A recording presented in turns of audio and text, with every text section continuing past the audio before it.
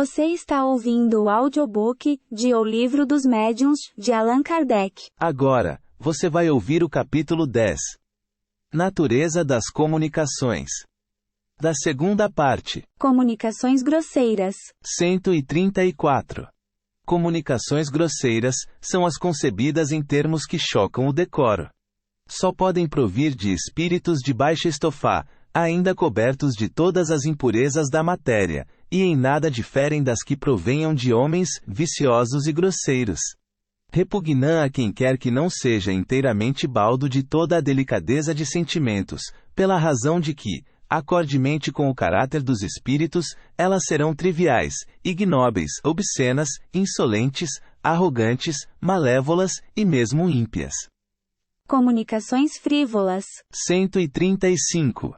As comunicações frívolas emanam de espíritos levianos, zombeteiros ou brincalhões, antes maliciosos do que maus, e que nenhuma importância ligam ao que dizem. Como nada de indecoroso encerram, essas comunicações agradam a certas pessoas, que com elas se divertem, porque encontram prazer nas confabulações fúteis, em que muito se fala para nada dizer. Tais espíritos saem-se às vezes com tiradas espirituosas e mordazes, e por entre facécias vulgares, dizem não raro duras verdades, que quase sempre ferem com justeza. Em torno de nós pululam os espíritos levianos, que de todas as ocasiões aproveitam para se intrometerem nas comunicações. A verdade é o que menos os preocupa. Daí o maligno encanto que acham em mistificar os que têm a fraqueza e mesmo a presunção de neles crer sob palavra.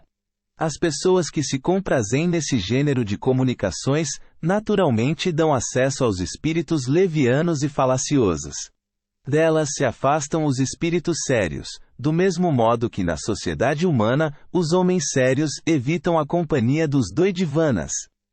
Comunicações sérias. 136. As comunicações sérias são ponderosas quanto ao assunto e elevadas quanto à forma. Toda comunicação que, isenta de frivolidade e de grosseria, objetiva um fim útil, ainda que de caráter particular, é, por esse simples fato, uma comunicação séria. Nem todos os espíritos sérios são igualmente esclarecidos. Há muita coisa que eles ignoram, e sobre que podem enganar-se de boa fé. Por isso, é que os espíritos verdadeiramente superiores, nos recomendam, de contínuo que submetamos todas as comunicações ao crivo da razão, e da mais rigorosa lógica. Do tocante a comunicações sérias, cumpre-se distinguir as verdadeiras das falsas, o que nem sempre é fácil, porquanto, exatamente à sombra da elevação da linguagem, é que certos espíritos presunçosos ou pseudo-sábios procuram conseguir a prevalência das mais falsas ideias e dos mais absurdos sistemas. E para melhor acreditados se fazerem e maior importância ostentarem, não escrupulizam de se adornarem com os mais respeitáveis nomes e até com os mais venerados. Esse é um dos maiores escolhos da ciência prática. Dele trataremos mais adiante, com todos os desenvolvimentos que tão importante assunto reclama, ao mesmo tempo que daremos a conhecer os meios de premonição contra o perigo das falsas comunicações. Item 303. Colchete que fecha. Comunicações instrutivas. 137. Instrutivas são as comunicações sérias, cujo principal objeto consiste num ensinamento qualquer dado pelos espíritos sobre as ciências, a moral, a filosofia, etc. São mais ou menos profundas, conforme o grau de elevação e de desmaterialização do espírito. Para se retirarem frutos reais dessas comunicações, preciso é que elas sejam regulares e continuadas com perseverança. Os espíritos sérios se ligam aos que desejam instruir-se e lhes secundam os esforços, deixando aos espíritos levianos a tarefa de divertirem os que em tais manifestações só veem passageira distração. Unicamente pela regularidade e frequência daquelas comunicações se pode apreciar o valor moral e intelectual dos espíritos que as dão e a confiança que eles merecem. Se para julgar os homens se necessita de experiência, muito mais ainda é esta necessária, para se julgarem os espíritos.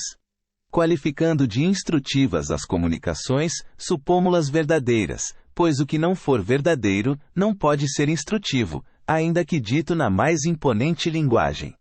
Nessa categoria não podemos, conseguintemente, incluir certos ensinos que de sério apenas têm a forma, muitas vezes empolada e enfática, com que os espíritos que os ditam, mais presunçosos do que instruídos, contam iludir os que os recebem. Mas não podendo suprir a substância que lhes falta, são incapazes de sustentar por muito tempo o papel que procuram desempenhar. A breve trecho traem-se, pondo a nu a sua fraqueza, desde que alguma sequência tenham os seus ditados, ou que eles sejam levados aos seus últimos redutos. Meios de comunicação. 138. São variadíssimos os meios de comunicação. Atuando sobre os nossos órgãos e sobre todos os nossos sentidos, podem os espíritos manifestar-se à nossa visão, por meio das aparições. Ao nosso tato por impressões tangíveis, visíveis ou ocultas. À audição pelos ruídos. Ao olfato por meio de odores, sem causa conhecida. Este último modo de manifestação, se bem muito real, é, incontestavelmente, o mais incerto, pelas múltiplas causas que podem induzir em erro.